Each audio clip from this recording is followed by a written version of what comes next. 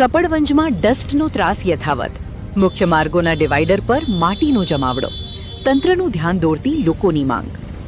કપડવંજ શહેરના નદી દરવાજા, ત્રિવેણી પાર્ક, નવા બસ સ્ટેન્ડ તેમજ ટાઉન હોલથી લઈને ડાકોર ચોકડી અને મોડાસા રોડ સુધીના માર્ગોના ડિવાઈડરની આજુબાજુ ભારે પ્રમાણમાં માટી અને ડસ્ટનો જમાવડો જોવા મળી રહ્યો છે.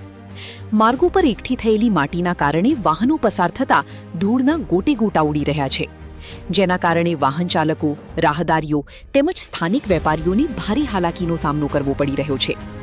ખાસ કરીને ખાણીપીણીની દુકાનો, હોટલ અને વેપારી એકમો માટે ઉડતી ધૂળ મોટી સમસ્યા બની છે.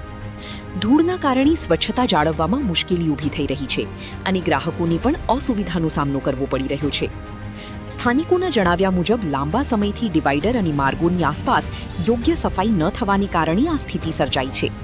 નિયમિત સફાઈ કરવામાં આવી તો ડસ્ટની સમસ્યામાં નોંધપાત્ર ઘટાડો થઈ શકે છે.